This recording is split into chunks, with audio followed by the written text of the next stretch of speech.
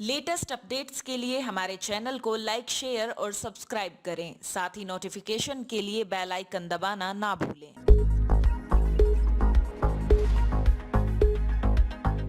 प्रधानमंत्री नरेंद्र मोदी ने आज रेडियो के प्रमुख कार्यक्रम मन की बात के 65वें संस्करण में देशवासियों को संबोधित किया। प्रधानमंत्री नरेंद्र मोदी ने इस बार की मन की बात में कहा कि पिछली बार मैंने जब आप लोगों से बात की थी तो बसें, ट्रेन, हवाई सफर आदि बंद था, लेकिन अब जिंदगी वापस पटरी पर आने लगी है।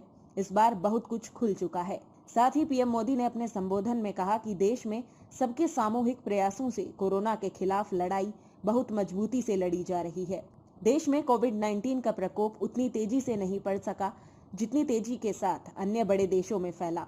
कोरोना से होने वाली मृत्यु दर भी हमारे देश में काफी कम है। जो नुकसान हुआ है उसका दुख हम सबको है, लेकिन जो कुछ भी हम बचा पाए हैं वो निश्चित तौर पर देश की सामूहिक संकल्प शक्ति का ही परिणाम है। साथ ही प्रधानमंत्री मोदी ने कहा कि कोरोना की वैक्सीन पर हमारी लैब्स में जो काम हो रहा है उस पर तो दुनिया भर की नजरें टिकी हैं और हम सबकी आशा भी।